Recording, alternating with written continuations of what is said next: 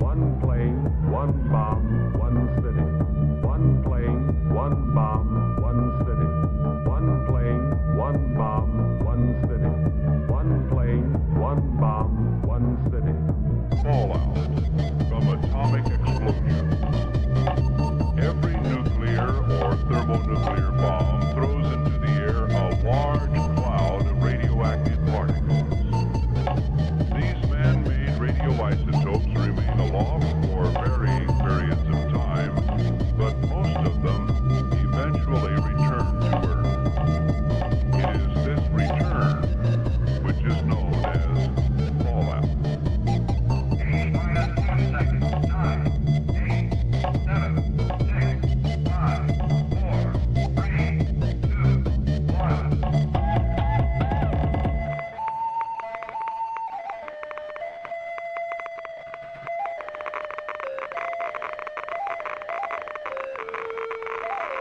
Animals could be bred and slaughtered.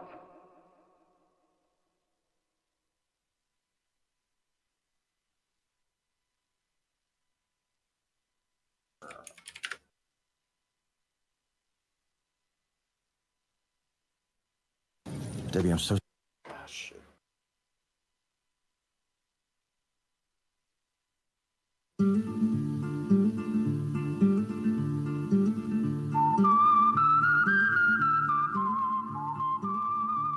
Ladies and gentlemen, wanderers of the desert highways and seekers of the peculiar, welcome to a place where reality bends like the rusty signposts of forgotten Americana. Nestled along the faded ribbons of Route 66 in a landscape marred by atomic whispers, we invite you to the Atomic Shaman Sweat Lodge, a refuge from the eccentricities of the road, and perhaps a gateway to realms unseen. Picture it, a motel and RV park, rising like an oasis from the dust-choked trails of the Mojave. Here, under the flickering neon of our vintage sign, adventurers and wayfarers from every corner of this odd world converge. Amidst the cacti and Joshua trees, our grounds hum with a mystique that only a land scorched by nuclear fever can possess. Step into our realm, where time echoes the distant rumbles of atomic tests, and the spirits of old Route 66 still whisper their tales. Our Sweat Lodge, a centerpiece of our peculiar establishment, promises a journey beyond the mundane. Within its sacred confines, bathed in the warmth of ancient stones, you may find revelations, or simply respite from the ceaseless road.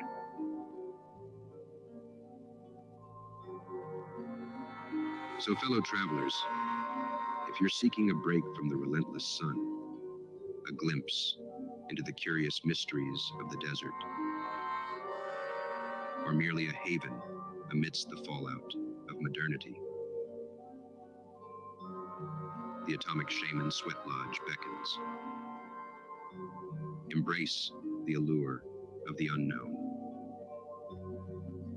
Join us as we navigate the surreal corridors of this radioactive expanse along America's Mother Road. Here, at our crossroads of past and future, let the adventure begin anew.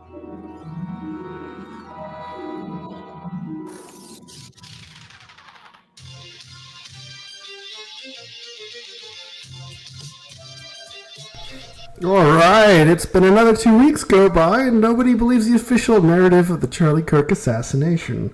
We have a magic bullet that was supposedly stopped by Charlie's neck bone. We have talk that Charlie's neck wound is an exit wound. And then Erica's eyes shapeshifted to reptilian during the memorial service when she was giving a speech. Even the memorial service didn't even seem right there. There was pyrotechnics and fireworks going off. I thought Stone Cold Steve Austin and The Undertaker were going to make an appearance. It didn't really look like a memorial service. It was like a GOP rally in the middle of Phoenix, Arizona. Eric Kirk participated in Trump's beauty pageants, and someone believes she was Charlie Kirk's handler. Yes.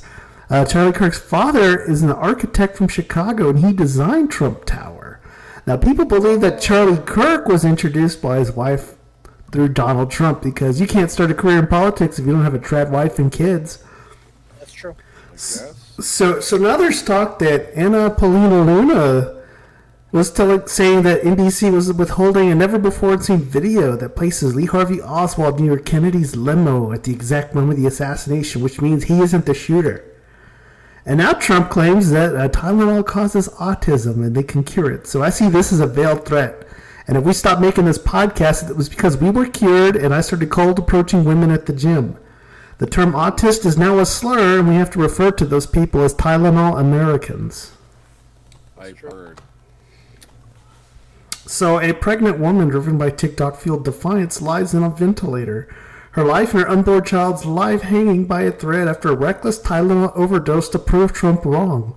So Nicole Sirotek, founder of the American Frontline Nurses, reported a desperate 4 a.m. call from her husband, whose wife was 23 to 25 weeks pregnant, overdosed on Tylenol. The woman's actions followed President Trump's Monday statement linking acetaminophen use during pregnancy to an autism risk. HHS Secretary Robert F. Kennedy Jr. reinforced that the president's warning, stating that there is a potential association between acetaminophen use during pregnancy and adverse neurodevelopmental outcomes, later diagnosed for ADHD and autism. The FDA, Kennedy announced, will issue a physician's notice and pursue a safety label change. Surotech Twitter post detailed the tragedy, saying, quote, I got a frantic call at 4 a.m. from a husband who'd given my phone number via someone who had it. His pregnant wife is now in a ventilator dying of liver failure, trying to prove that Tylenol doesn't cause autism, since this is trending on TikTok. He now has to make tough decisions to try and save an unborn baby that might not survive outside the womb of the approximate gestation of 23 to 25 weeks, the nurse explained. At the same time, the wife doesn't survive through the week, will never get to meet her baby.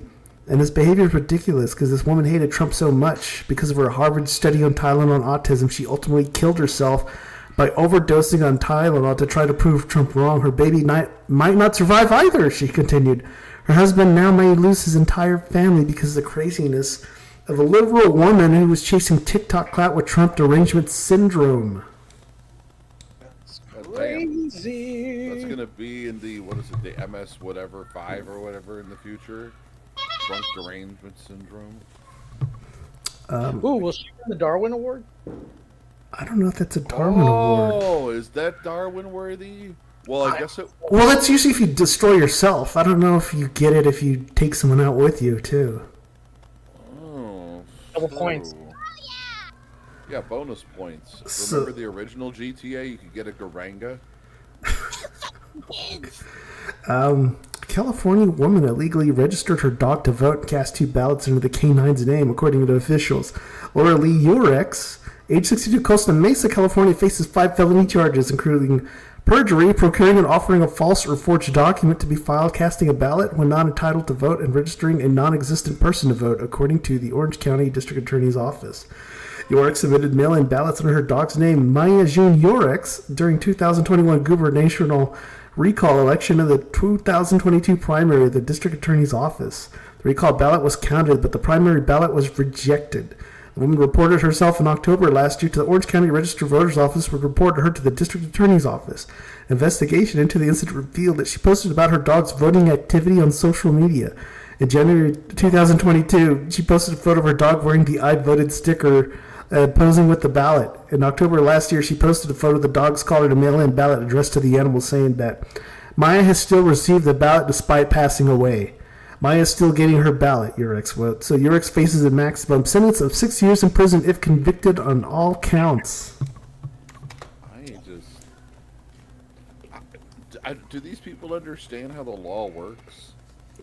Like, I don't think it works in online telling people about it. I don't think it works in California, or maybe they're just chasing the clout more than thinking about what they're doing, you know? They want views, they want followers. Can I pet that dog? So, A Florida woman saved her puppy from the jaws of a 5-foot alligator by pounding the beast in the eye until it let go. So Diane Wright was walking a 5-month-old Dax behind her in the Land O'Lakes, about 20 miles north of Tampa last week, when a gator lunged from Mossy Creek and clamped down on the pup's collar. She's quoted saying, "I heard a squeal and I got pulled." The Florida woman of 20 years told a local CBS affiliate WTSP that the alligator had him by his collar and dragged him, and she wasn't going to let go. So she said she swung her fist until the reptile released Dax. She's quoted as saying, "I just punched and punched and punched, and I punched him in the eye enough that he kind of let go, but his teeth dragged down my arm." So the dog wasn't hurt, but the whitehead suffered bite wounds and is now recovering. Officers of the Florida Fish and Wildlife Conservation Commission later trapped the gator and removed it from the property. Can I pet that dog? Well, the dog's okay. I just don't think the gator is. The British woman, doctor was sentenced to nearly 2.5 years behind bars for insurance fraud after claiming his legs were lost to sepsis, which he actually forced the amputations for sexual gratification, according to officials on Thursday. Andrew Neil Hopper, 49-year-old vascular surgeon at the Royal Cornwall Hospital, pleaded 2 counts of fraud by false representation and 3 counts of possession of extreme pornographic images. The Crown Prosecution Services said, he was sentenced to 32 months in prison by a Truro Crown Court judge and remained in custody. He was fraudulently claiming over $630,000 worth of insurance payouts after he claimed his injuries to his limbs were the result of sepsis. But in reality, he had been packing his legs in dry ice in this act of self-mutilation. So the defendant was paying a customer of a since-shuttered website that sold videos of amputations of body modifications, including penises being removed. So Hopper has a sexual fetish linked to amputation and paid to access these images for his own gratification, Senior Crown Prosecutor Richard Parkhouse said in a statement. In his communications with the owner of the website, truth about Hopper's own injuries revealed that the damage led to double leg amputations had been self-inflicted, and he failed to disclose this fact when making 2 insurance claims for his injuries and fraudulently pocketed most of the millions in pounds. So he used PayPal to buy about 44 pounds of dry ice pellets on April 14, 2019, just 3 days before paramedics found him at home with serious injuries to his legs and feet, according to officials. You're a fake bitch, and you're gonna burn in hell. The penis thing. Who makes videos of that? Haven't you seen what was it called, the torture games or the torture Olympics, where the guy's he's got a barbecue grill and he's pressing down on the grill with his dick? You better not do something screwed up like send me a video of that shit. No, I don't even want anything like that to enter my browser history. Tag them on X, guys. Fuck. So in August of 2025, a rumor circulated online that a Colorado man who is self-described as a wolf furry was mauled after he tried to join a pack in Wyoming. A furry is someone who identifies with animals that have human traits and in some cases enjoys dressing up like them. A post shared by Facebook page Casper Planet on April 13, 2025 claimed the man identified as 28-year-old Brian Sanders, a.k.a. Lupus Moonhowl, was recovering at a Wyoming hospital after trying to integrate himself into the wolf pack near Togwatitu Pass. So Sanders was seen crawling on all fours in a full fake fur attire, complete with tail and plastic fangs and a Bluetooth speaker playing recorded howls, a post claimed.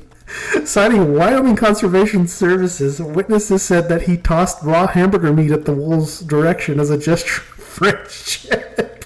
According to the post, the wolves reportedly chased him nearly 300 yards, biting and swiping at him, the post claimed. Sanders suffered multiple puncture wounds, a tore synthetic fur, and severe emotional disillusionment. Severe? That's measurable now. I don't know how you quantify something like that. I don't know. After hearing stories like this, I've been on that bandwagon, reopened the fucking asylums. I'm just sad that the wolves went home hungry after that. Yeah.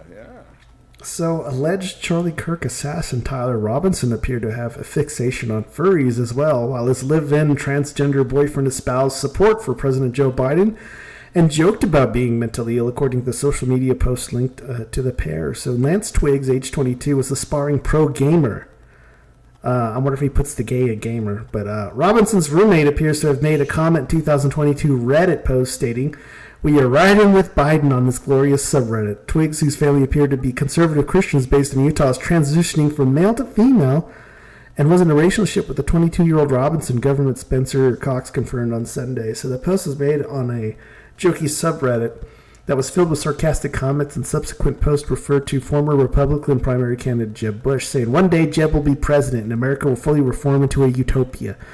His comment in the same thread also reads in another post that he'd been getting targeted ads for treatment for schizophrenia and other mental conditions on social media.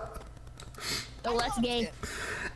He's quoted as saying, "I have been getting recommended treatments for schizophrenia, borderline personality disorder, and a brain tumor recently by my social media advertisements. This meme is perfect, thanks," the post reads. His posts were rarely political, but frequently were referenced in his gender transition, as well as being a former Christian. It comes as Robinson's bizarre ties to the furry lifestyle revealed. So Twigs was said to have been aghast after learning of Robinson's alleged crimes and is being extremely cooperative, authorities, law enforcement told Axios. So it's pretty clear that his roommate knew a lot and didn't say anything after the killing. So he's a person of interest, officially and now cooperating, and they want to keep it that way, one official said. "What's happening? Oh my God, no, here are all the messages," Twigs told law enforcement, according to the source, indicating that he then shared all of Robinson's online communications with authorities. They say the roommate has gone missing and people believe he might have been black bagged and dragged off somewhere. An account on the website furaffinity.net, which features sexualized images of cartoon animal characters, and features an account with the name matching the one that Robinson used on various gaming and online accounts, friends told the Daily Mail. I would pay to just be a fly on the wall of that interrogation. Just, the cops just asking random questions. Why are you gay? Yeah, do that. Yeah, interrogation for pay-per-view. Oh, Like I would actually pay to read the Discord logs with all the crazy shit they were probably saying to each other. I bet. Yummy, yummy, yummy, yummy. I bet Discord purged those logs because you know who runs them or owns it. But 4chan saved America last week. So 4chan is reserving flight tickets from India into the United States in the checkout stage, so no H-1B visa Indian can use them to get back to the U.S. before the deadline of having to pay $100,000. The setup was the Indians have 24 hours to re-enter the U.S. or pay the $100,000 fee. Tens of thousands of Indians abroad were now scrambling to get last-second flights back to the U.S. And the solution was 4chan's Operation Clog the Toilet. So they went to Google Flights and searched common India to U.S. flights, like Mumbai to San Fran. So initiated with the checkout process, most airlines will hold your tickets for 15 minutes in checkout, thus locking out the Indians. So you don't check out, you leave multiple windows open for full 15 minutes and repeat the cycle. So the chuds used Grok to write a script that would let them carry out their plan, causing the price of tickets to spike over $6,000 each. And they were able to open multiple tabs at once, alt-tabbing and going through the process to reserve tickets for each airline. Brilliant. That's some shit. That's some genius stuff. Okay, I think Indians are funny, but I think India is not funny, and I think I would die there. That I would never go to India, like ever. Even if I was paid to go there, I would not go there. Wow. I'm just so glad those people's mothers took Tylenol. We'll get into that later on the show, but seeing how that we are here and we weren't raptured away on September 23rd, most people don't realize the rapture isn't biblically canon, and the recent events doesn't exactly make Christians look good optically. So the Kanugu Cult usually refers to the movement for the restoration of the Ten Commandments of God, or otherwise known as the MRTC. So this is a Ugandan doomsday religious sect that ended one of the deadliest cult disasters in history. So here's a breakdown. So it was founded in the late 1980s in Uganda. The leaders were Credonia Mwaringe, a former barmaid claiming to see visions of the Holy Mary, and Joseph Kibwetere, who was a defraud Catholic layman. So alongside several other defraud Catholic priests and mystics, they created a belief that was a blend of Catholicism, apocalyptic prophecies, and strict adherence to the Ten Commandments. They taught that sin was basically lying. It was to be avoided at all costs. Followers communicated largely in sign language to avoid sinful speech. They claimed the world would have ended in the year 2000. So, they might have been kind of right on that, because some people think it ended on September 11th, 2001. The members sold the property, gave up possessions, and devoted themselves to preparing for the apocalypse. And this pretty much happened recently last week or the coming weeks, with people recently preparing to be raptured. Even some were quitting their jobs over it. There were strict daily rituals, including fasting, prayer, and confessing sins. They discouraged sex, even among married couples, and promoted a life of deprivation. So the Kanugu massacre happened in March of the year 2000. The cult's promised apocalypse didn't occur at the turn of the millennium. So on March 17th of 2000, in Kanugu, or southwest Uganda, over 500 followers were locked inside a church, which was then set on fire. Initially believed to be a mass suicide, evidence later suggests it was a mass murder orchestrated by the leadership. Investigations uncovered more mass graves on other cult compounds across Uganda, bringing the death toll to around 778 people. Ugandan police concluded it was carefully planned, possibly because the disillusioned followers were demanding their money and possessions back. So Credonia Mwindi and the other leaders are believed to have escaped, and some report that there suggests that they might be still alive today. This event is often compared to Jonestown and Guyana of 1978 and Skellen horror. It raised questions about the government oversight, poverty, and how apocalyptic movements gain traction in vulnerable communities. The Kanugu massacre remains one of the largest cult-related mass killings in modern history. Now, Uganda left deep scars with survivors and relatives struggling for justice and closure, and it's often studied along cases like Jonestown, Heaven's Gate, and Amputation. So there were a handful of members that survived, and they had left the group right before the massacre, often because they sensed danger or couldn't withstand the increasingly extreme demands that were placed upon them. So some reported that the leaders would tell them the end is near, prepare yourselves, sell everything, and don't question. Followers were warned that disobedience meant eternal damnation, creating immense fear of leaving the cult. And a few describe how the cult controlled speech, food, and sexually classic methods of breaking down identity. So it sounds like they were doing ritual abuse on the people, if you're going to break down someone's identity. The philosophy of the leaders was Credonia Mwindi was seen as the true power of the group. He claimed the Marian visions, which means she saw the Virgin Mary speaking to her. She presented herself as a prophetess, and reportedly was more cunning and manipulative than Kibwekere. So Joseph Kibwekere was a Catholic layman with a history of mental instability. Some Ugandan psychiatrists later suggested he suffered from delusions, but acted as a charismatic front figure.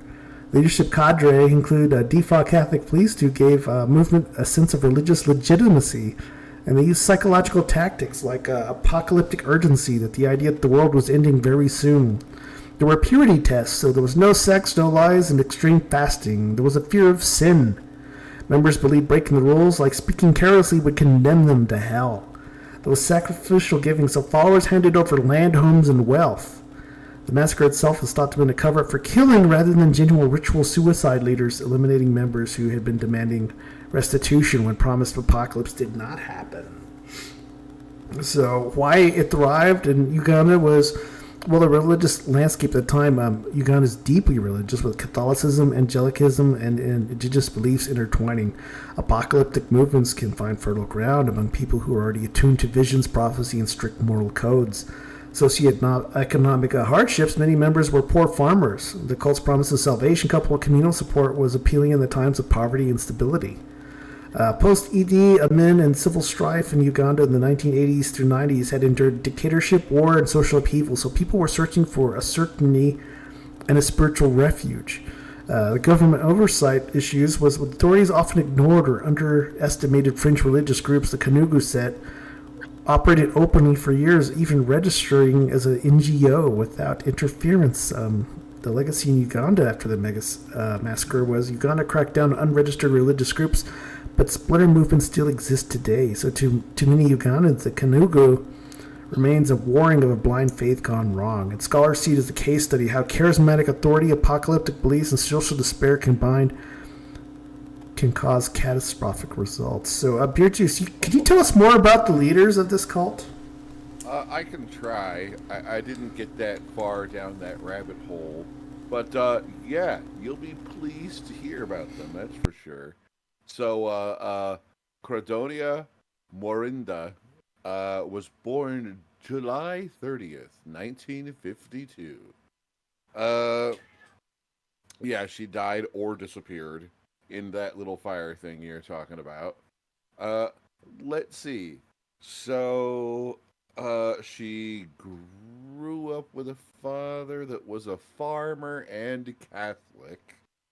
Uh, Soon after her birth, her family took part in government relocation program to move them to, oh, this is going to be fun, Katayata village outside Kungunu? Oh, man. Let's see. Anyway, at the age of 20, she married a dude and gave birth to a daughter named Agatha. Her husband died from unknown illness afterwards.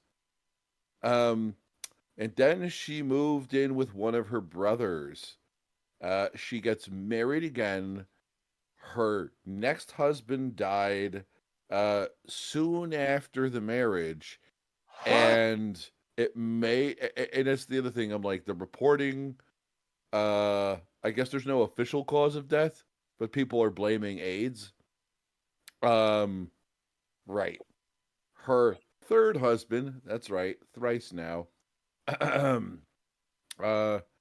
was, what is it? Eric Mazima. He was rich or rich-ish. And guess what? He didn't die. What a coincidence. Morinda was was this guy's seventh wife, however. In 1984, they had severe marital problems and did shit about it. And you know the answer to that, right? You solve more problems with more problems. So they decided to try and have a kid. They didn't solve it with AIDS? Okay. Not this. No. Most people solve problems with children, and it usually makes the problems worse. Well, they tried that, but apparently it wasn't working. Morinda could not conceive, despite having 2 children previously. And she began to suffer from severe convulsions, which she attributed to spirits of spirits, ghosts, whatever, of this dude's past wives. Which I don't know how many of them were alive or dead, but whatever. On 24th of August 1988, she told Mazima, her husband, she had received a vision from the Virgin Mary, who she said told her several things, including that she should immediately divorce him. She continued to receive visions for some time afterwards. She then started working as a barmaid or prostitute. According to some this is where things get extra gray. There's a whole lot of not what's actually known here. So the speculative story is that she worked as a shopkeeper, brewed banana beer, and became a prostitute as an actual occupation. And the reason people don't believe it is because they think that they're trying, like either her or them, whoever the cult, was trying to come up with stories that were analogous to Mary Magdalene. And yeah, I don't know. So she may or may not have been a prostitute. All I know is I got way more interested in banana beer than anything else. Yeah, I'm kind of wondering, I didn't know you could ferment bananas. Me neither. That's the most exciting part about the whole thing. It's an old. I want to try it. Yes. Yeah. Let's see. What happened after beer and prostitution? Yeah. Ooh. Yeah. So she devotes her life to the Virgin Mary or whatever. becomes part of this religious group after she approached Joseph Kibwatir, and that was in 1989. And I guess he was having some sort of visions of the Virgin Mary too, or something. Yeah. So they just keep having like Mary visions constantly for years, and she's more or less used as like I don't know, what do you want to call that? An assistant proselytizing piece to try and get people to fucking give a shit about their cult because she's so Mary-like, but she's not Mary. So come follow Mary. So is she kind of like the equivalent to the flirty fishing, but not really? We've read enough about cults. I'm not going to say yes, but I wouldn't be surprised. If you know what I mean. Yeah. So, I'm going to say, and then there's, you've gone over most of that. Joey over here, Joseph Kibwatir. All right. So, starts the cult. Blah, blah, blah, blah, blah, blah. So what is he? He was born in 1932, and he attended Catholic secondary school in Nyamitanga, Mabara town. And this guy was something of an high caliber eggheader nerd in Catholic school. It seems good social connections, made lots of friends. Let's see. In 1955, he joined the St. George's Teacher Training College in Ebony. He was one of the better known Ugandan Catholic priests in general in Uganda. So while he was at St. George, he rose up whatever their Catholic hierarchy is in that goddamn place. And then by 1956, he was promoted to the headmaster. And what was that? That was at Rashuka Primary School. And then he became the headmaster at Kishariko Primary School before becoming the assistant supervisor of Catholic schools in the entire region. I don't know if the entire region includes whatever the district. I'm guessing. I'm thinking all of Uganda. That was what I was thinking. I'm like, let's see. In 1960, he gets married to some chick that was his secretary, or was the secretary rather, of the Uganda Land Commission. They had 8 freaking kids without using Tylenol, and by 1963, did they have Tylenol back then? By 1963, he was one of the wealthiest and people in Uganda, and because he was in charge of all of the Catholic education stuff, considered one of the most influential. He ran for office in 1980, and he had enough land to donate some of it to build schools that he had designed with other people. Let's see. The Catholic school he founded was Orthodox. So if you want to, just as a point of clarification, he wasn't totally rogue, like as in I'm sure the archdiocese actually acknowledged him, because he did get defrocked later. Let's see. We also have when did he meet her? The visions, right? Yeah. So after all of this, he starts having visions of the Virgin Mary, and stumbled across Credonia, Moorindi, and he says the visions led him to her. I couldn't figure out how they actually met, but again, there's some very clear fudging about their relationship, how they found each other, and even her, just to kind of oversell the Virgin Mary shit and this weird analogous thing to what's her face, Mary Magdalene. According to Chantal, yeah, the same basic story here. He rescued a prostitute. Oh, that kind of thing. Play that shit up. Yes. So, let's see. His own father became an official leader of the group. In the 90s movement, they were going on and on and on about apocalypse. And they had a booklet titled A Timely Message from Heaven, The End of the Present Time.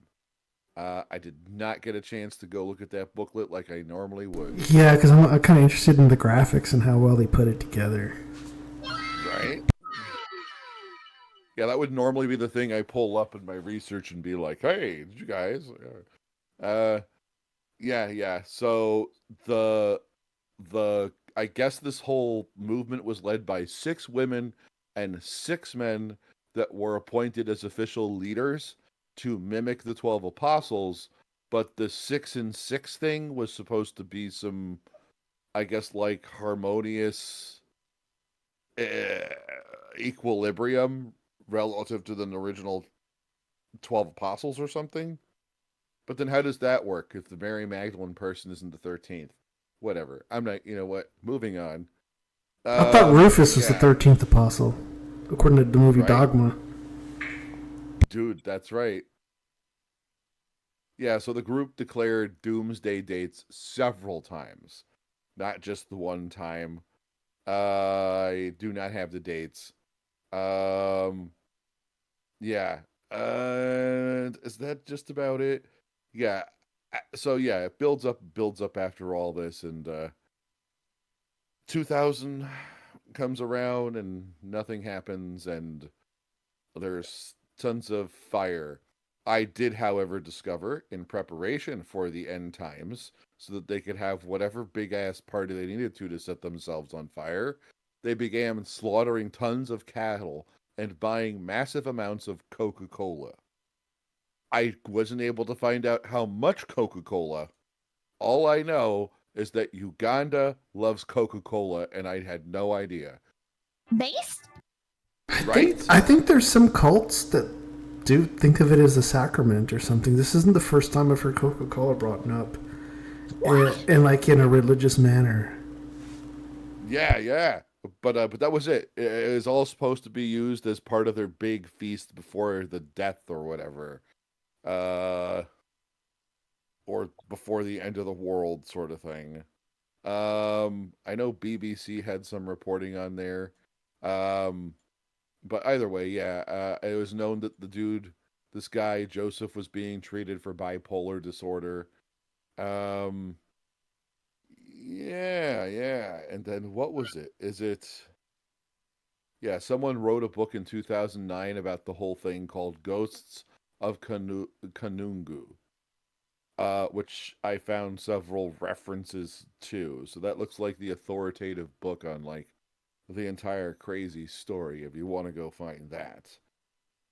And that's basically all I got. I didn't have enough time this week to find the fun stuff, like the pamphlet. Also, Ray Wombat says that Africans have a weird addiction to Coca-Cola, and it's fascinating that they have these challenges and weird little village competitions with Coca-Cola as a reward. And it's something to look into. Because I think Coca-Cola even hired, like, mercenaries that took down... Yeah, there was something, like, I think people tried to unionize or something in South America. And I think they hired a bunch of mercenaries to put down, like, this insurrection. Wait, so does this mean Coca-Cola is a secret cult? I don't think they're a cult. I just think they foster rebellions or put down rebellions or whatever in, like, third world countries. They're almost they're quite powerful.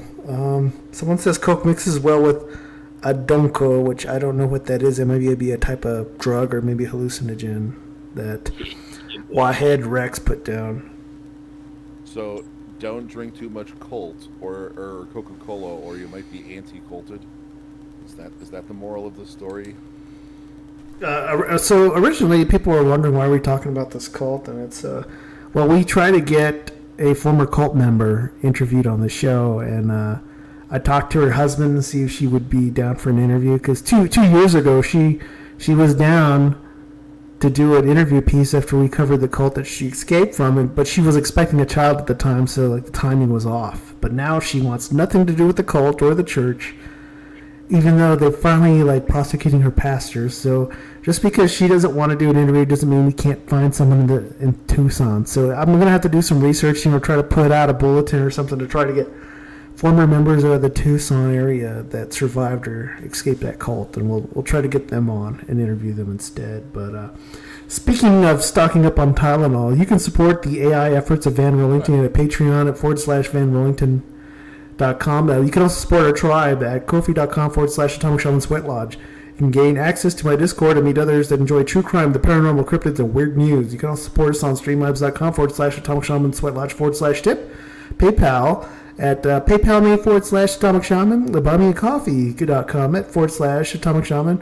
Or you can buy cryptid swag at the TeePublic /Atomic Shaman Trading Post. You can follow us on Twitter at Motel and RV Park, and on Instagram at the Atomic Shaman Sweat Lodge. You can write us at Atomic Shaman Sweat Lodge at protonmail.com if you got an idea for a future episode, or you want to come on as a guest and tell us your experiences with the paranormal or escaping a cult. And with that, we'll go ahead and take a little 10 to 13 minute break, and we'll be back for some more fun stuff.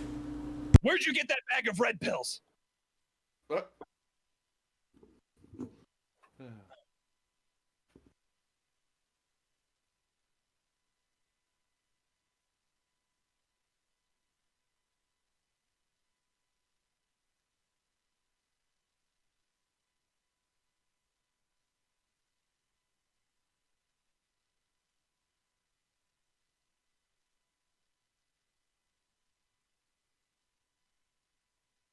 Well, speaking of bombs, what is it that makes America the world's greatest nuclear power? And what is it that will make it possible for us to spend $20,000 million of our taxpayers' money to put some idiot on the moon? Well, it was the great, enormous superiority of American technology, of course, as provided by our great American scientists, such as Dr. Werner von Braun.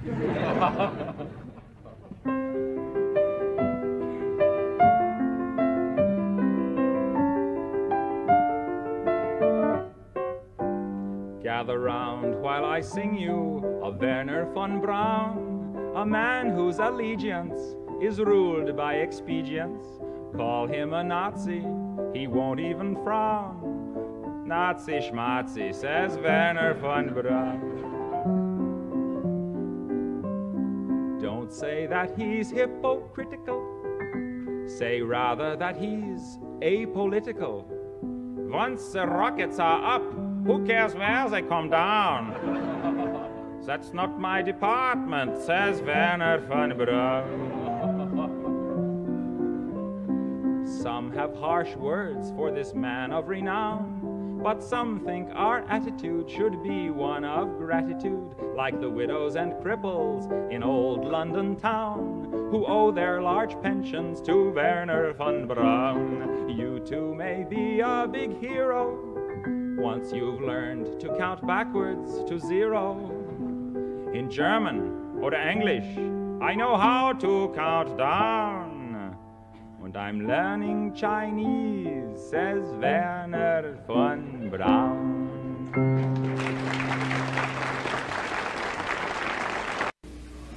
Now I'm gonna drop something on y'all that a lot of people ain't gonna like when they hear what I'm about to say.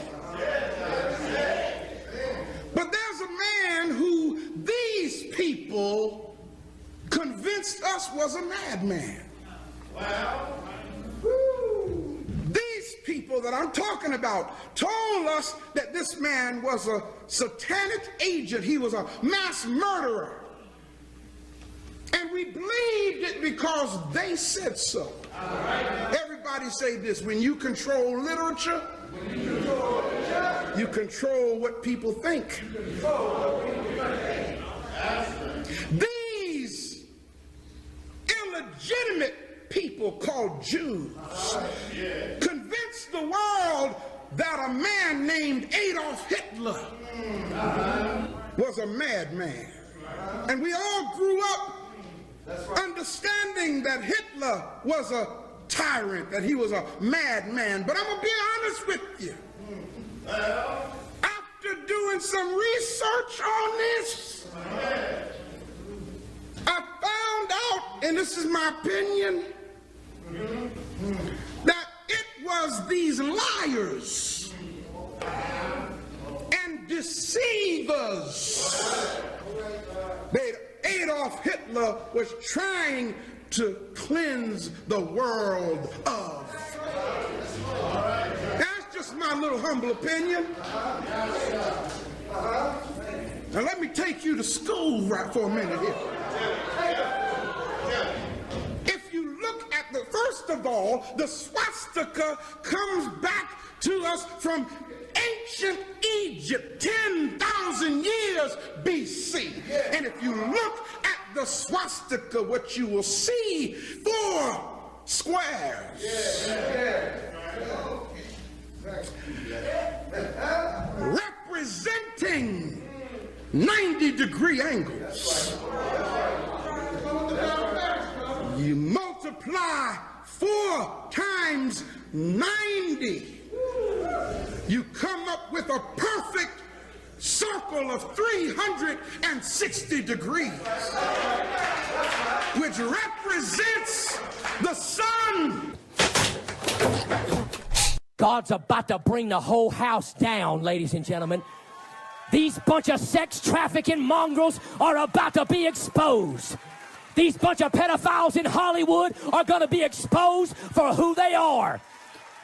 I don't care what you think about fraudulent Sleepy Joe. He's a sex trafficking, demon-possessed mongrel. He's of the left. He ain't no better than the Pope and Oprah Winfrey and Tom Hanks and the rest of that wicked crowd. God is going to bring the whole house down.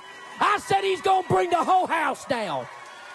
He's going to burn the whole thing to the ground. He's going to expose all these bunch of pedophiles.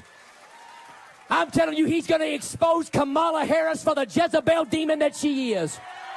I don't know why pastors don't talk about this stuff. Well, I do. They don't want to seem crazy. I'm already crazy.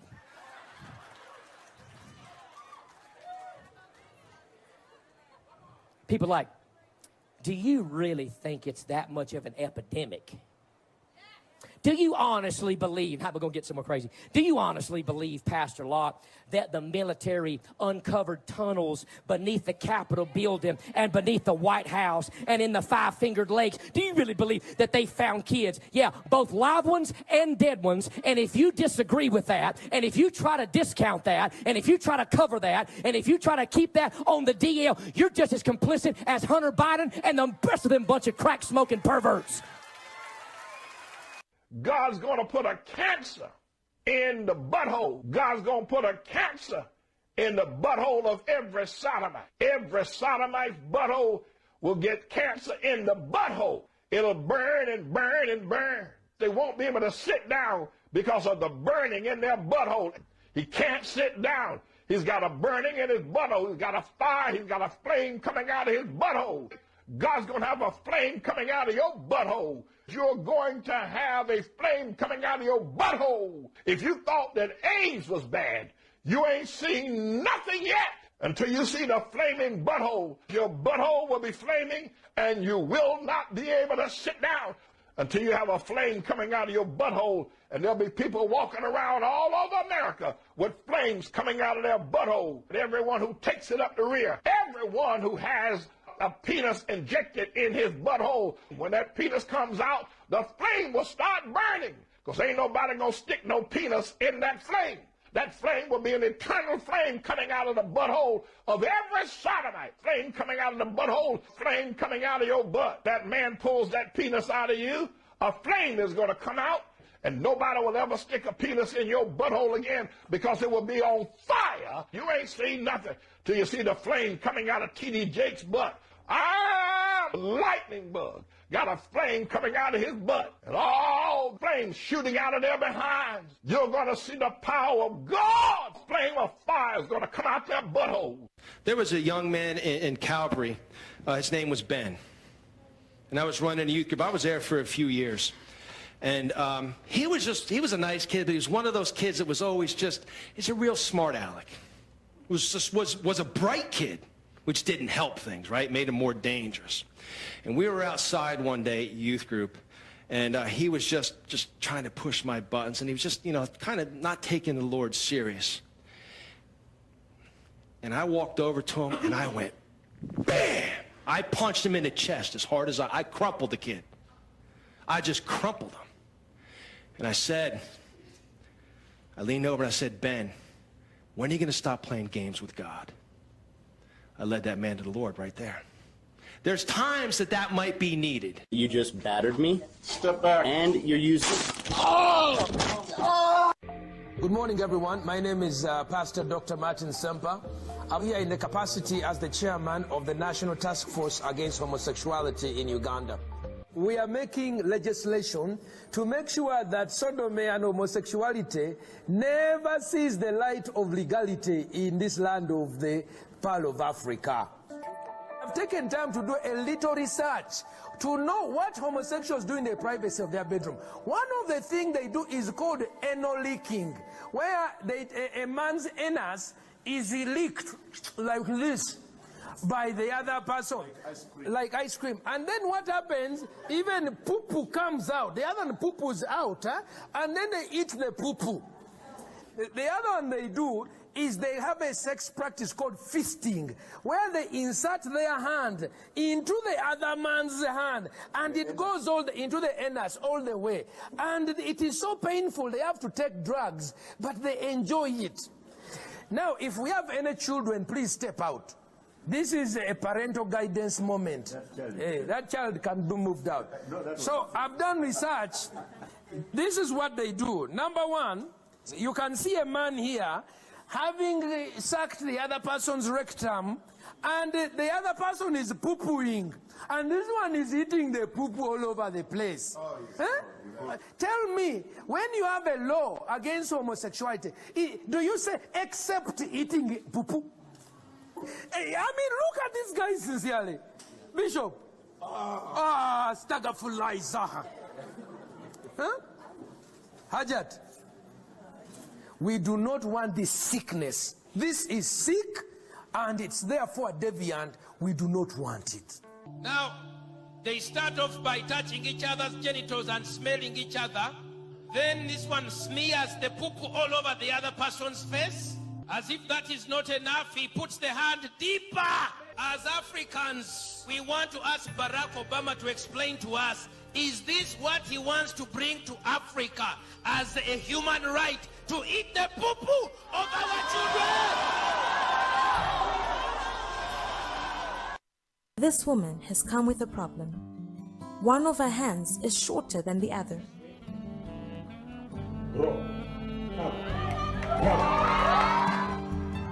Look at that. This is incredible. Her left hand is growing.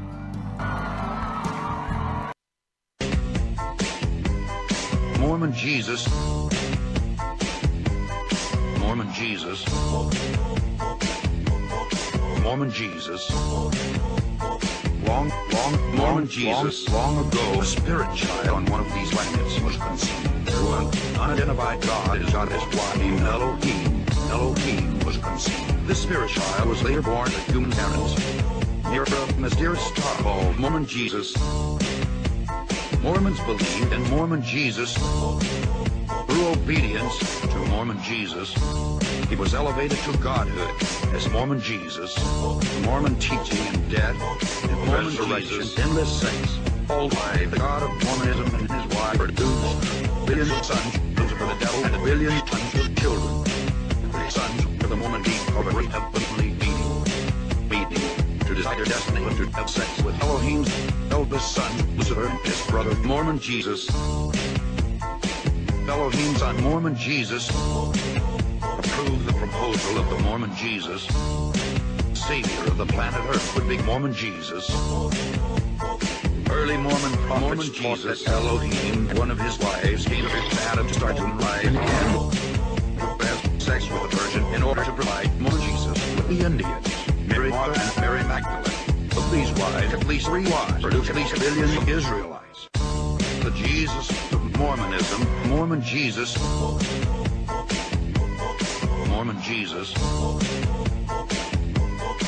Joseph Smith.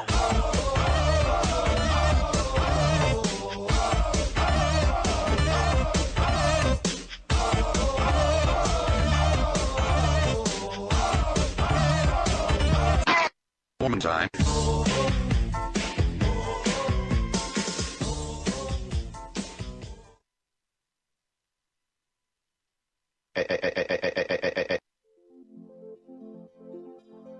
Do you miss that old school vibe?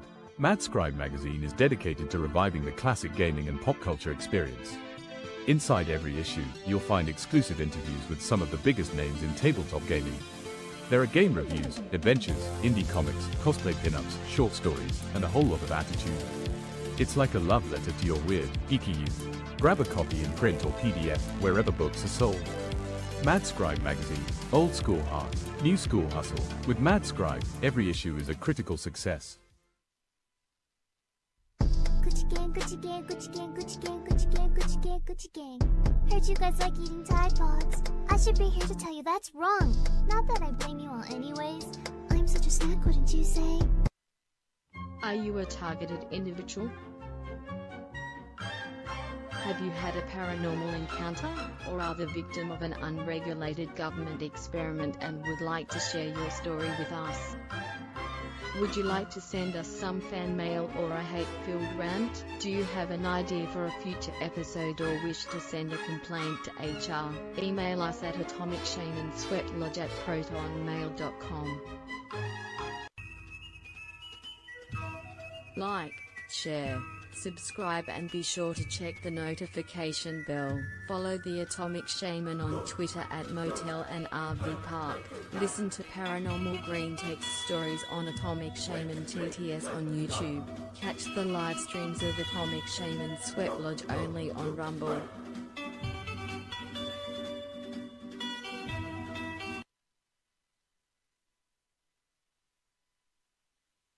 We're gonna watch.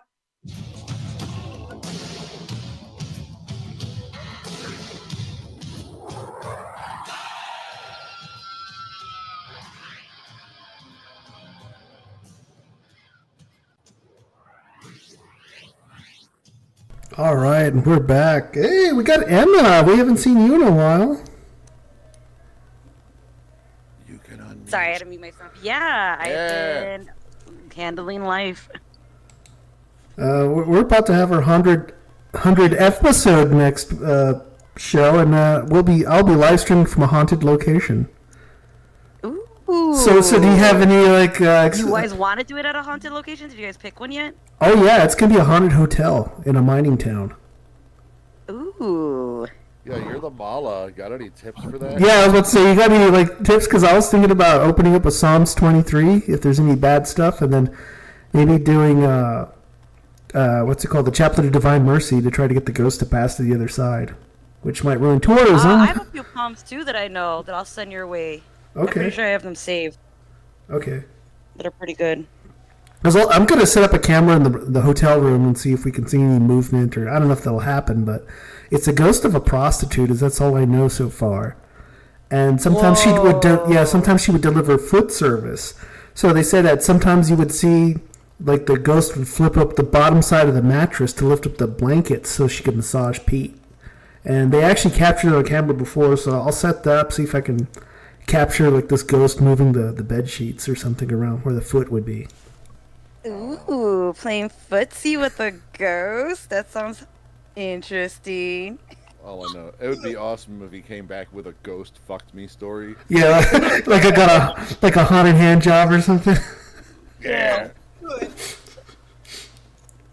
So, Van, who do we got for this week's guest?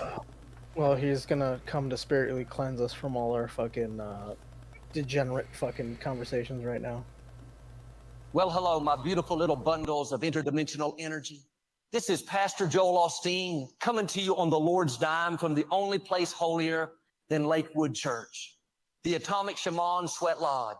I'm so honored to be here with a panel of free thinkers, astral projectors, demon chasers, and praise the Lord, some extremely anointed weirdos. I've cast out a few spirits in my time, but tonight, I'm just here to cast judgment on something even more powerful, mugshotties. Smash or pass. Hallelujah. Now listen, there's been some talk online. People say, Joel, didn't you use PPP loans to buy a private jet shaped like a giant golden dove? Or Joel, why'd you lock your church during a hurricane? Well, beloved, God works in mysterious tax shelters. Let he who is not embezzled cast the first indictment. Amen. People say, Joel, how can you be a man of God and a man of women? And I say, sweetie, they're not mutually exclusive. You see, when God pours favor on you, it overflows. The women, they just receive the overflow. Yes. All right, someone is feeling the Spirit. Yes. We are going back to Sunday school tonight. So get ready for some classic verses. And the Bible says in Hustlers 2:46, lo, the Lord looked upon his servant and said, be fruitful and also be hot. And I just try to honor that scripture daily. Sometimes twice on Sundays. Now, I've been waiting for this moment. I've fasted. I've prayed. I've filtered my soul like a glamour shot on an Instagram post. Because tonight, I'm going to judge these mugshots the way the Lord judges souls, with grace, cheekbones, and a little bit of holy thirst. And if she's got face tattoos and eyes that scream, I hex my ex, that's just spiritual warfare with benefits, baby. I'm not here as an assessor. I'm here to discern with desire.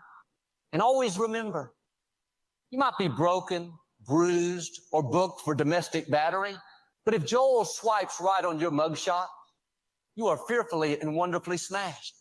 So let's bow our heads and say to the Lord, Father, thank you for this bounty, a booty whose bounties are because of their booties.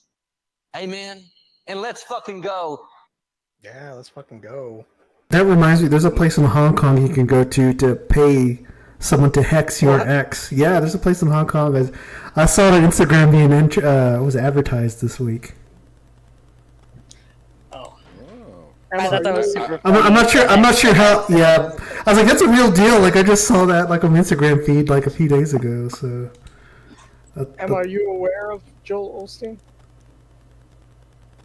Yeah, so he's that real skinny preacher that comes out on TV, kind of has like that curly hair, but he's also known for like pocketing a lot of his money. Doesn't he ride around in like huge fancy cars and stuff like that? And they found millions of dollars stashed like away in the walls and stuff like that. Yeah, it was like, churches. yeah, it was crazy how much money they find in this church. But like, I think he's just out of Houston. I don't know how big his parish is, but it's like insane how much money that guy rakes in. But and isn't he into the bullshit prosperity gospel shit? I don't know. I'm not into the megachurch thing, so I don't really follow that stuff. But our first mugshotty for tonight was arrested for reckless driving, and I think she's got to be arrested for the reckless use of like lip filler. What the fuck? Emma, can you see the mugshot? I know. Thank you for sharing, because I was about to say I can't see it, and yeah, that's instantly what I saw first was the fillers. I'm not a filler type of lip girl. I'd rather have a natural, like.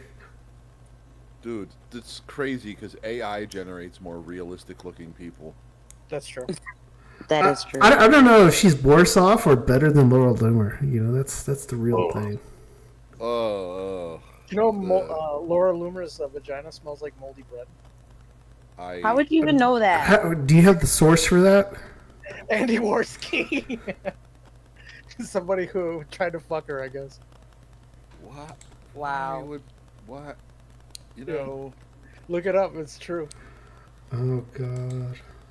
Please don't sue us, Laura Loomer. We're a small-time outfit. Does it smell like leaven or unleavened moldy bread? I guess it depends if it's near, what was it? At some point, I want to do Passover. I want to do an AI rendition of her deposition, which is fucking hilarious. Oh, God. She argues whether somebody has Arby's in her pants or not. It's fucking great. Oh man. Was this before or after she did she ate dog food? This was after she ate dog food. Okay. I bet her mom had plenty of Tylenol. Anybody else verdict? It's a pass. Total pass. Passed so hard we stopped talking about her. Fuck. I think we were just ignoring her and hoping she would go away. But Mr. Joel Osteen, what do you think, good Reverend? Well, Glory, here comes a gal with hair like a traffic warning and lips built by the highest bidder. Says reckless driving. But baby, I can see that from here. Some women are a detour. But this one's a sinkhole. Jesus, can you hear me? We've got ourselves a reckless driver with two-tone hair and lips like a baboon's behind. First off, bless her heart. You can tell she's been through the storm and then some. She likely has more baby daddies than Jesus had disciples. But I gotta tell, yeah, sometimes God speaks in whispers, and sometimes he just yells nope in surround sound. And it came to pass in Hesitation 7:11. The Lord saith unto the woman with divided hair and multiplied lips, thou shalt not obey speed limits, for destiny itself cannot be ticketed. Listen, I'm not here to shame. I'm just here to discern. And what I discern is court dates, child support, and at least 3 missed turn signals. Sometimes passing isn't rejection, it's protection. The devil can show up with good contour and a full set of lashes. But honey, so can a warrant. So my answer, pass. See, passing isn't judgment, it's survival. That look says 2 things. I don't break for cops, and my last 3 boyfriends mysteriously disappeared.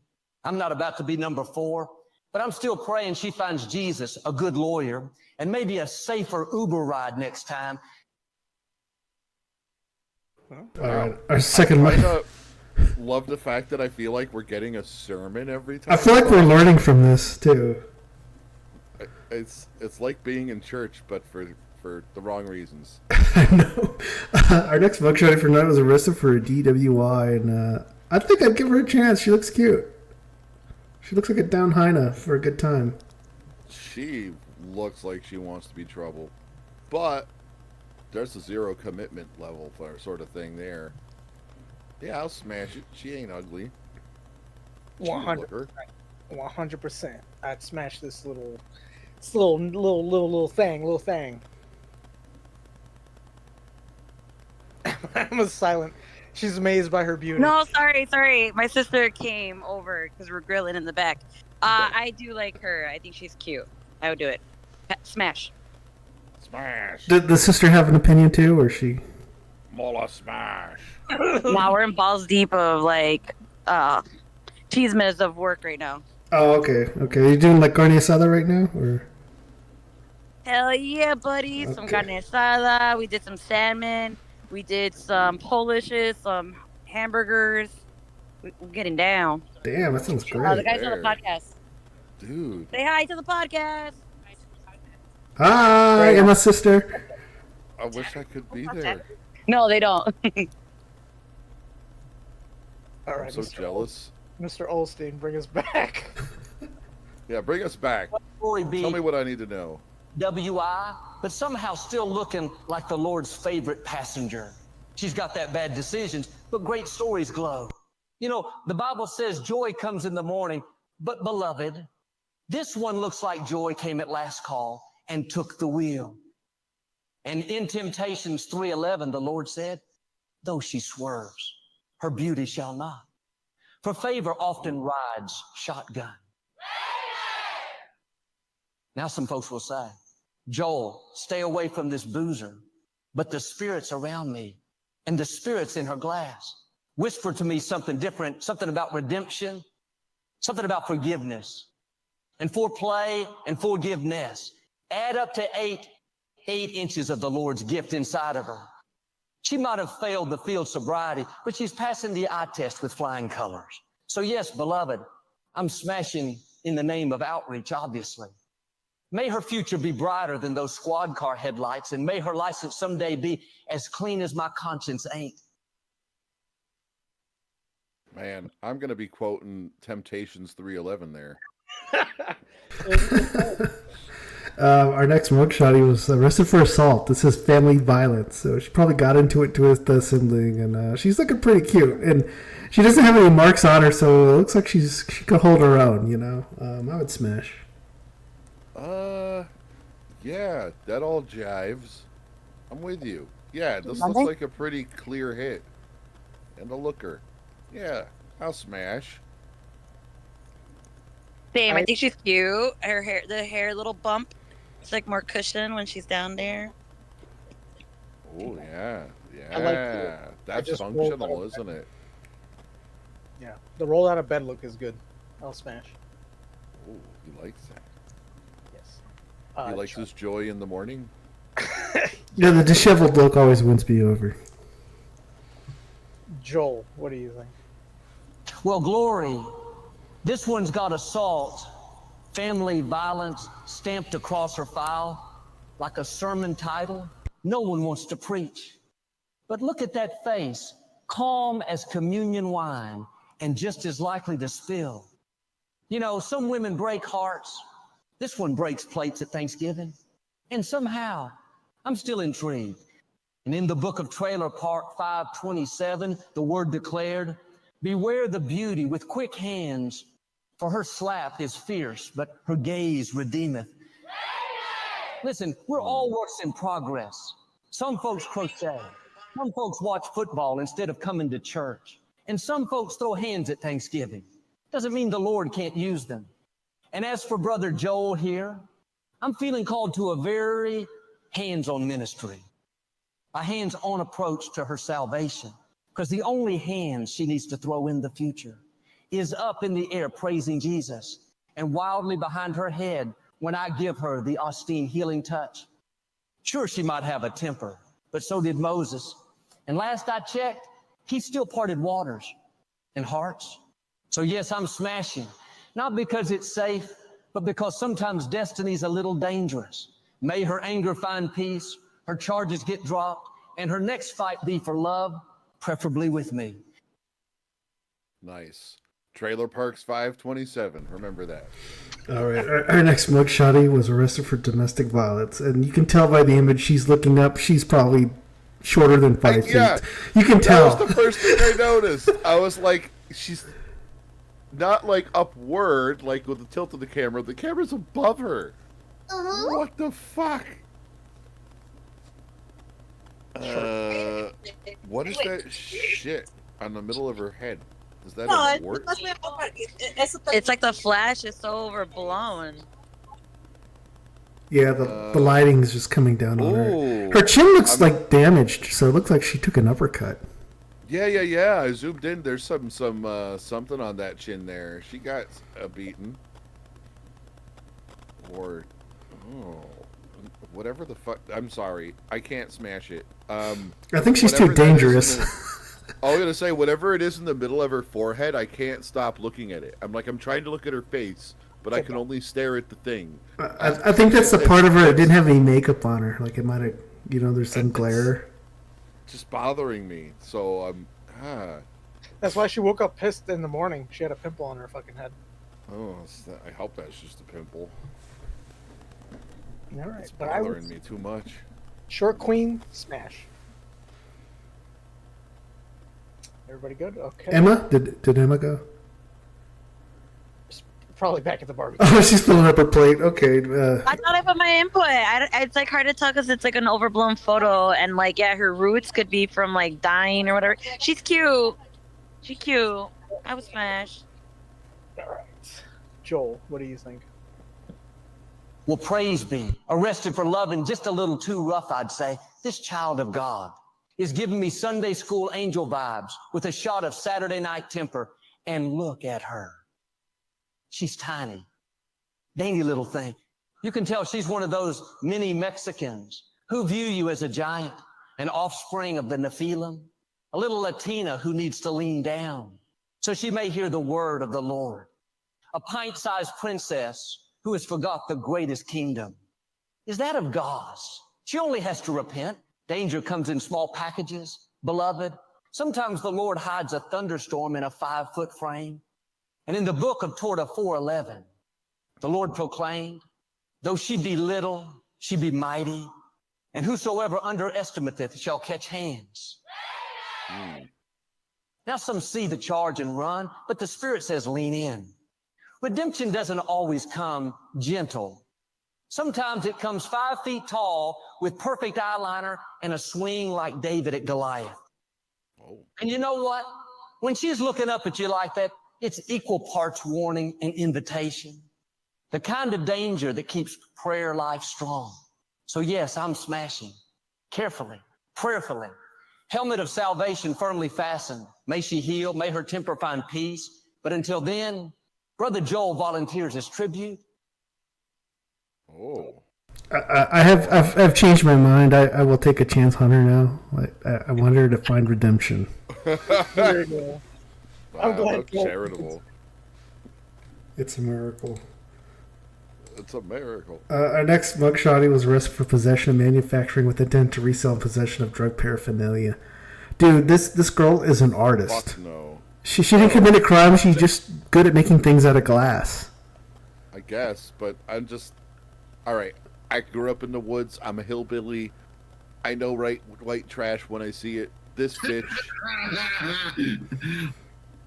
Her mom skipped the fucking Tylenol and went straight to her brother to make her. Okay, no. Pass. Dang. Yeah, that's right. I don't know. I kind of like a chick that's into arts and crafts. I would smash. Yeah, she's resourceful. She can cook. Smash. I missed the whole thing. What did she get arrested for? She was manufacturing drug paraphernalia. So I think she was making pipes and bongs, stuff like that. Oh, smash then. Hell yeah. She's probably good with the glass work and make other things. That's what I was saying. Oh, well, not that direction, but okay. I get what you mean. Oh, I didn't think of the other things. All right, Mr. Olstein, what do you think? Can she be redeemed? Well, now, DUI on pay. Well, bless her heart, arrested for possession and manufacturing. But look at that face. That's the face of somebody who just realized sin comes with a mugshot. She looks like she's halfway between a prayer and a panic attack. You know, I've heard on good authority, she wasn't just dealing, she was searching, trying to touch the spiritual realm of God. Just took a wrong exit through the chemistry aisle. And in Heisenberg 24:12, it is written, she that seeketh the Most High through questionable supply shall yet be found through the smoke and ash. Some people go to seminary. Some people experiment with substances trying to feel closer to heaven. Not my path, but I can't fault the ambition. That remorse right there, that's the first step toward redemption. And she's wearing it better than some pastors I know. You see, I'm pointing at myself because when the eyes say I've sinned and the jawline says, but I'm learning. Well, beloved, I've been there. And let me tell you all something. Money doesn't buy a ticket to heaven, but it does buy tickets to Cancun. So let's bow our heads and say, yes, Lord, I'm smashing prayerfully and with a heart for outreach. May her next trip be straight to the altar, and may the only thing she ever cooks again be Sunday dinner.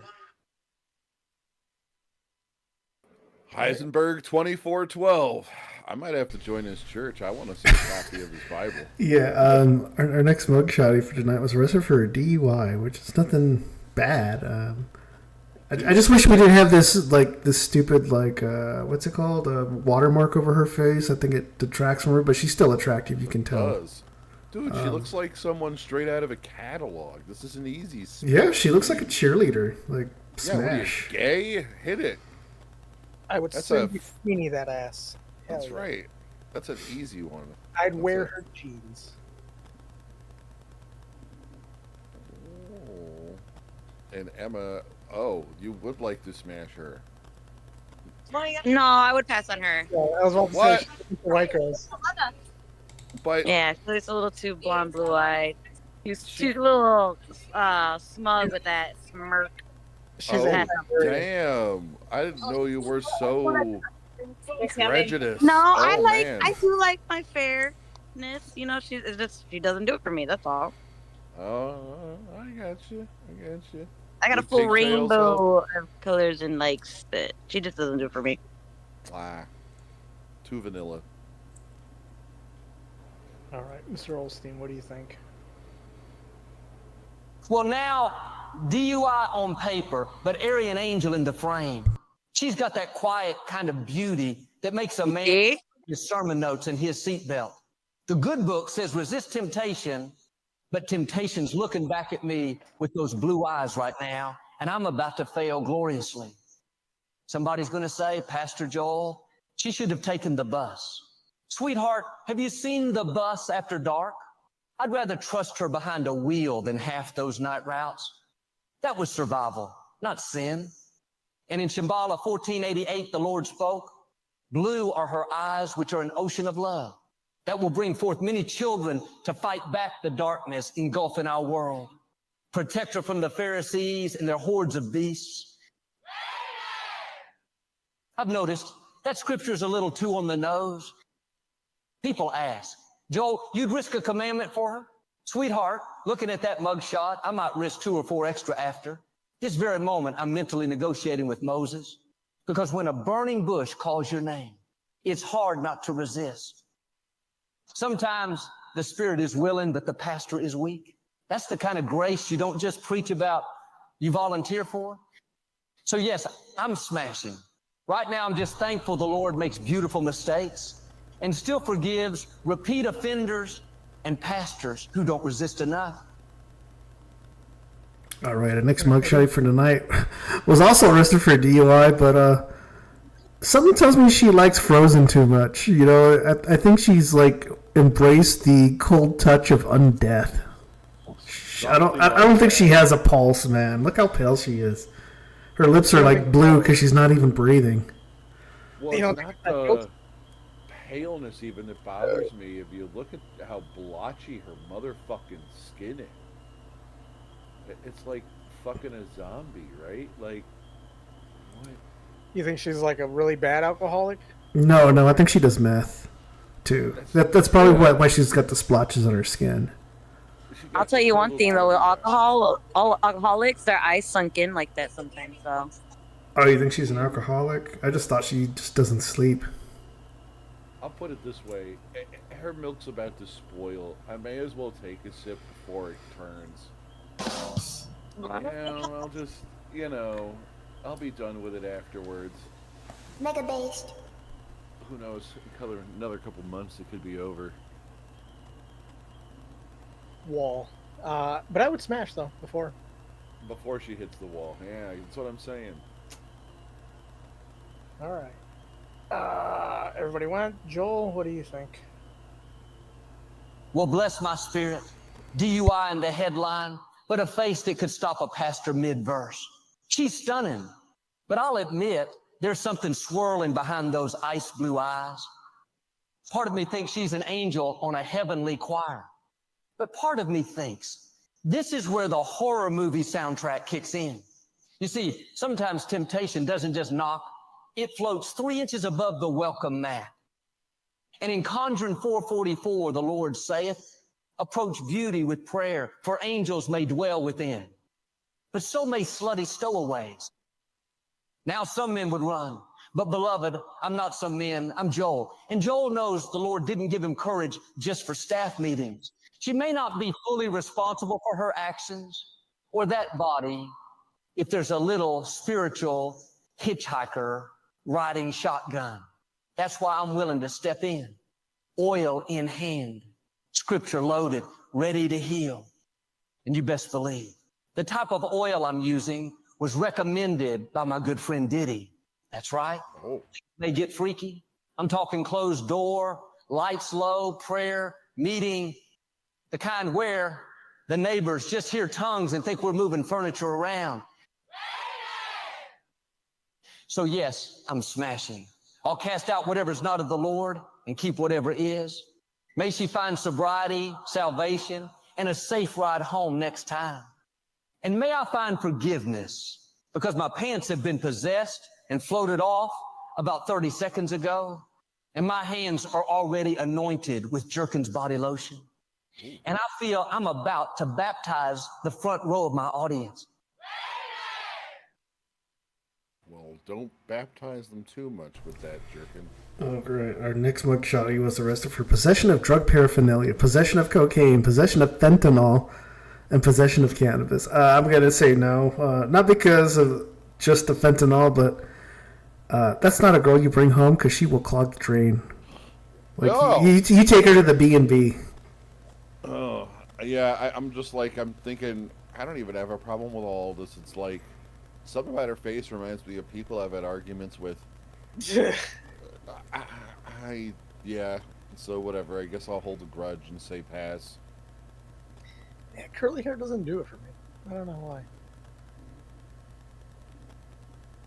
I wanted to see another photo of her. Looks like she has colored eyes. The curly hair is cute.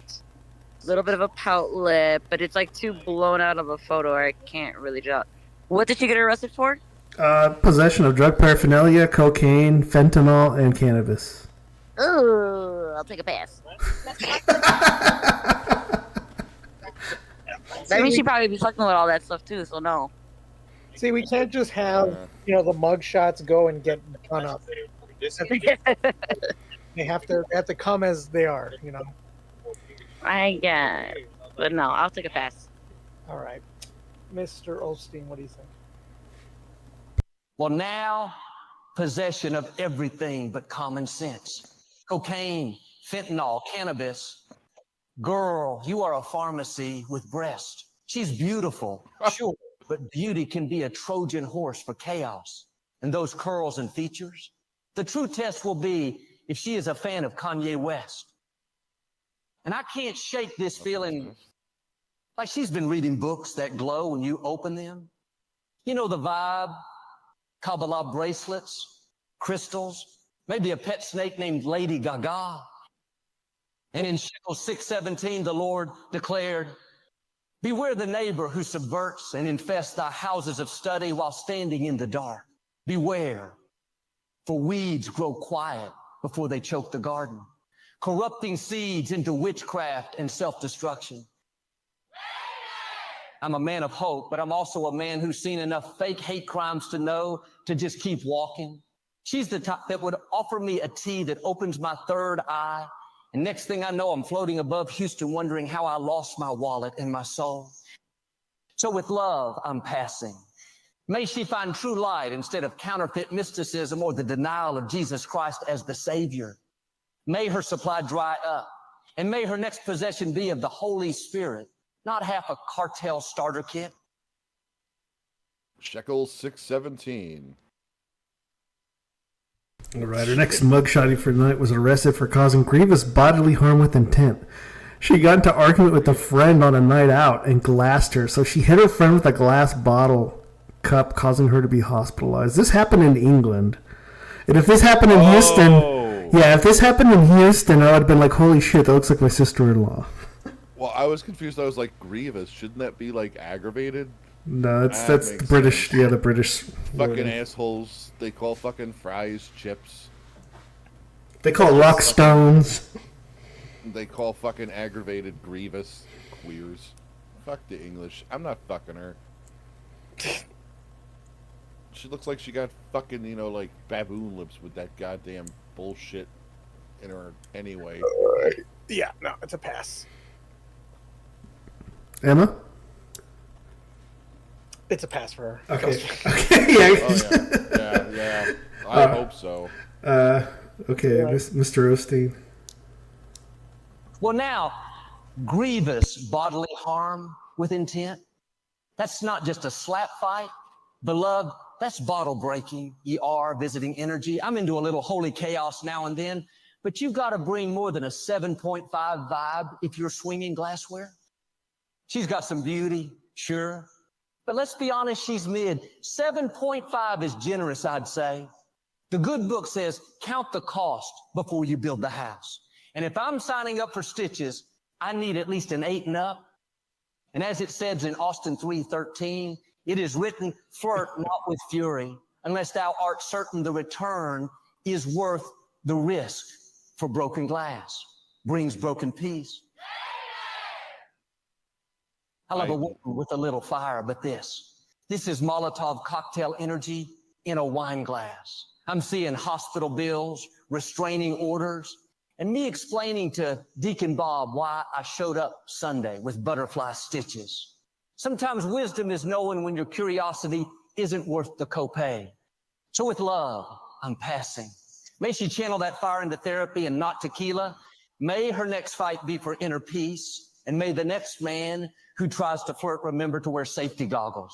To quote scripture again from Austin 3:17, and that's the bottom line, because Stone Cold said so.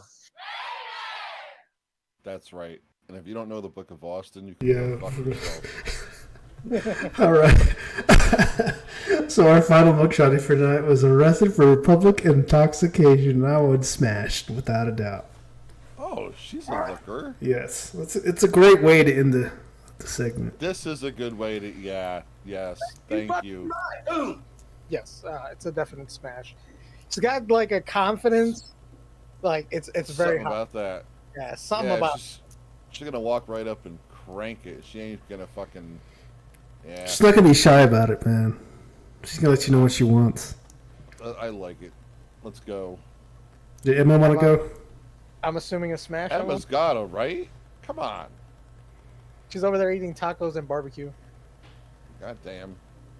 All right, let's see, Mr. Olstein. Well, mercy me public intoxication, but mystery for days. She's got that deep story beauty, the kind that feels imported, cinematic, and just a little dangerous. She's like a young Selma Hayek from the movie Mariachi, and old brother Joel wants to colonize that fertile land between her legs. You ever see someone and think, she's a walking, subtitled movie? That's her. Trouble wrapped in elegance and a taco seasoned with just enough of that spicy kick. And in novella 12:11, it is written, be wary of the woman who is both fire and feast, for her beauty is sweet, but her heat will burn the unprepared tongue. Now, some would say pass, because she was out here sipping and stumbling, but beloved, I'm looking past the charge and into the narrative. This is a redemption arc waiting for a co-author. Public intoxication? I call that just a rough first draft. Listen, beloved, some women have headshots, others are the headshot. She's given full red carpet mystery, the kind of leading lady who drinks too much champagne at the premiere and still gets the cover shot. Yeah, the rap sheet says public intoxication. Yeah, the rap sheet says public intoxication. I see a casting call for dangerously alluring stranger. And Brother Joel has been waiting his whole ministry for this audition in this novella. So yes, I'm smashing the newest Selma Hayek model, and I'm praying she gets a rewrite on her story. No more late night curbside cameos, no more cheap sequels. Instead, may she land the starring role in my next prayer group, kneeling beside me, baptized in my glazed glory, with heaven itself, giving her a standing ovation as she deserves. Smash, smash, smash. Well, beloved, what a night in the sweat lodge. I came in to talk spirituality, maybe toss around a few hallelujahs, and somehow ended up judging mugshots like Simon Cowell with a Bible app. And I have to say, I have never felt closer to both sin and salvation at the same time. And in sign-off 707, the word declares, laugh well with the saints and the sinners, for joy is a shield, and good humor a mighty sword against regret. Now I'm going to go repent, hydrate, and maybe start a new sermon series titled Swipe Right, Pray Hard. But I hope you're leaving with two things, a smile and a stronger instinct for spotting red flags before you need a GoFundMe for bail.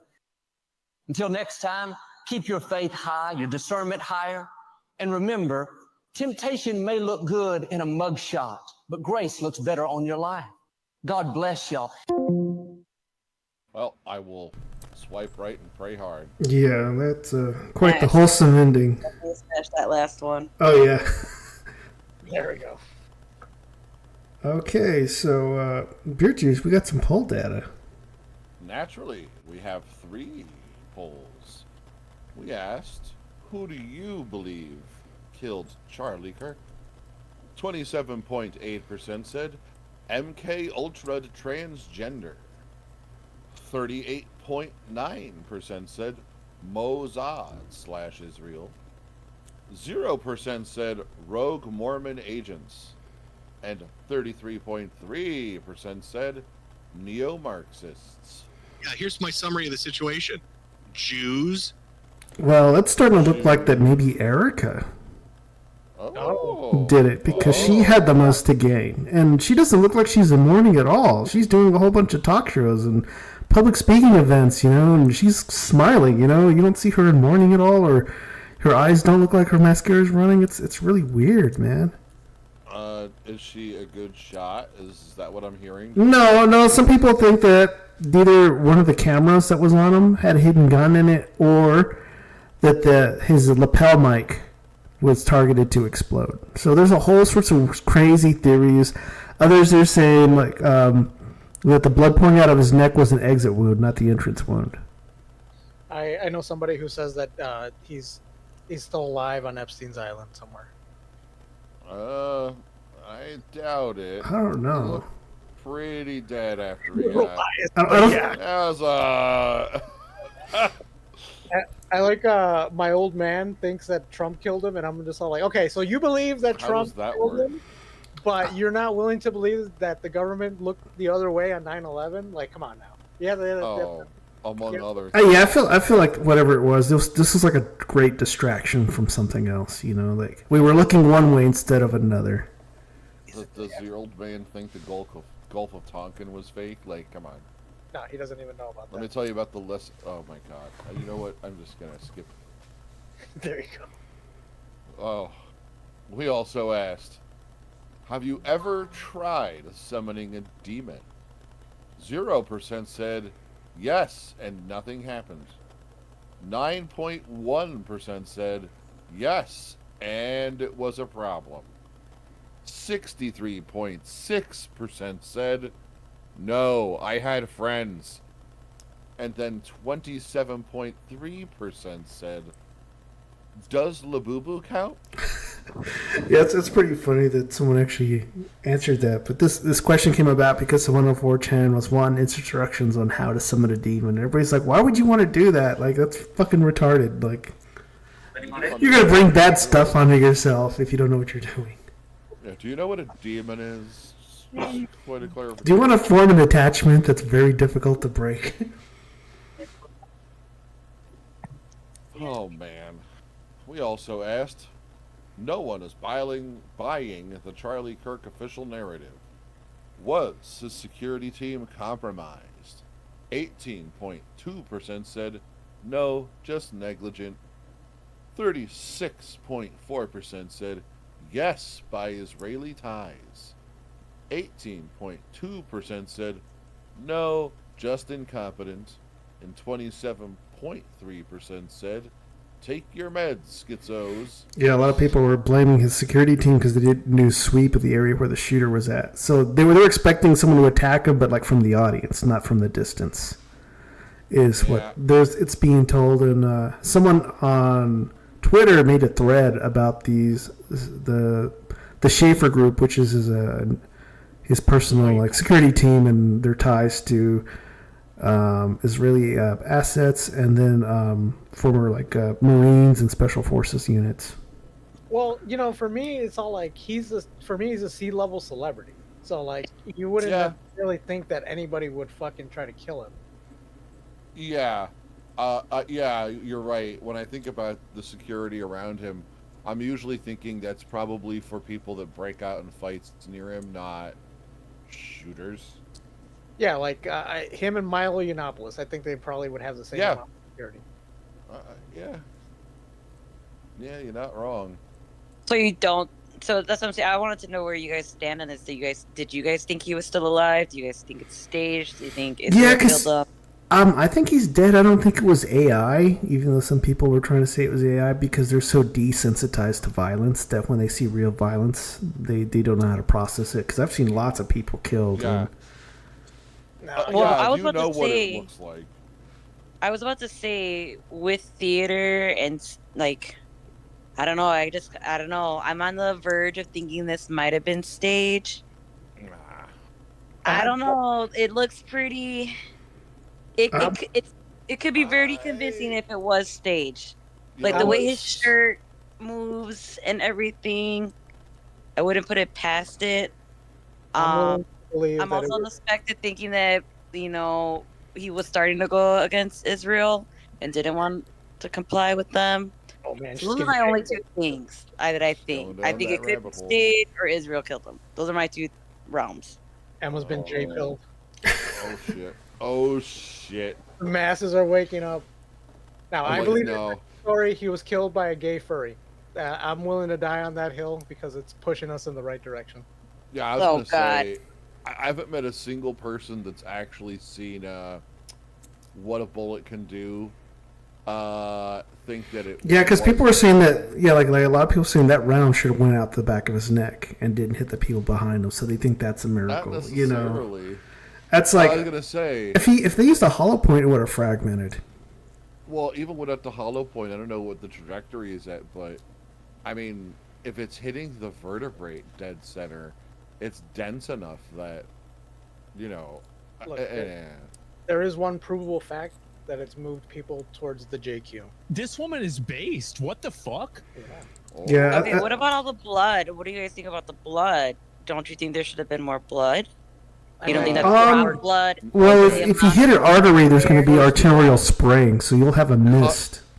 And contrary to popular belief, I know you all watch a lot of movies. There are not gallons of blood in the human body. There's only a couple liters. And if you've ever gone hunting, that's what I'm saying. Like, no one who's seen a kill shot like that, you know what I'm saying? I'm like, no. As soon as I saw the shot, I was like, no, he's dead. Because as soon as I saw, I was like, there's no way he's living through that. Because I was like, no.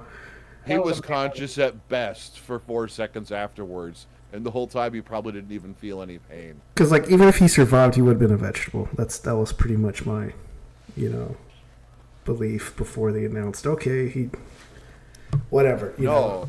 But that's just it. I saw that and I was like, you can't apply a tourniquet to that. He's dead. He's fucking dead.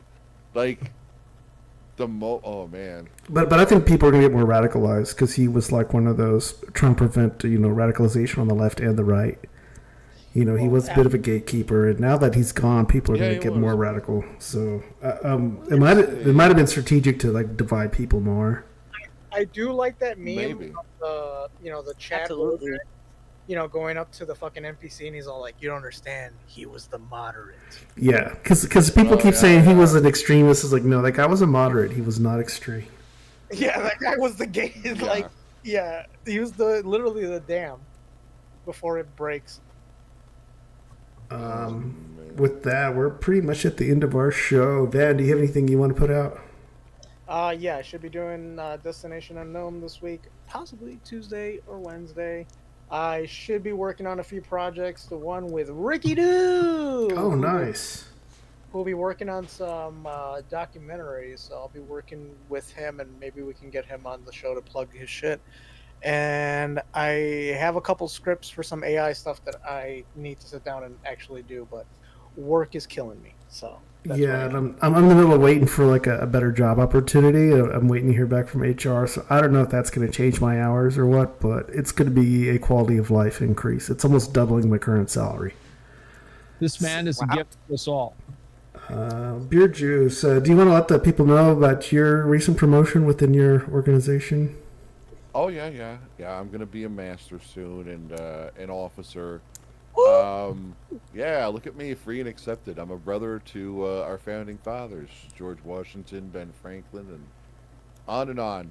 I'm like, So I'm not sure how much more time I'm gonna be able to make for this cast after October, because I'll probably be doing quite a bit of traveling. That being said, if you want to see what I'm doing for fun online, go check out the finest fake news over at X, finest fake news, and get the G-rated fake news, which has actually been hard to do lately for a lot of reasons.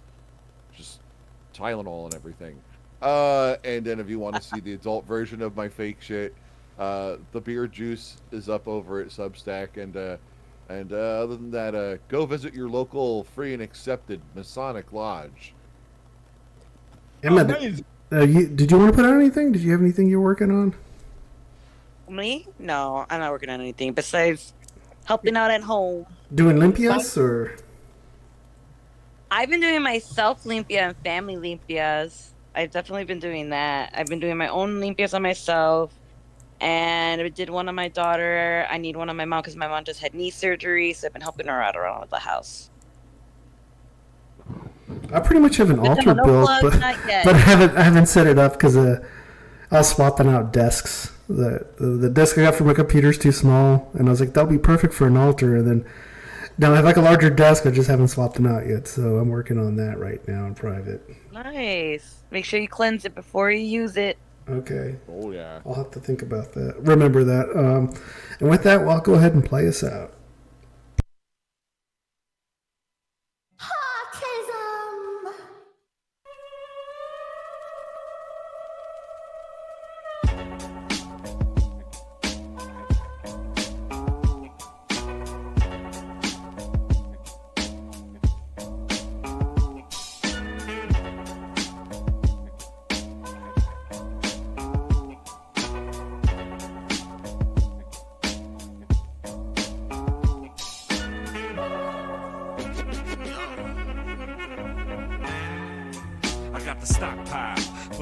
Homie, watch out. The feds are plotting now, they knocking like they locked down. Not now, I'm busy.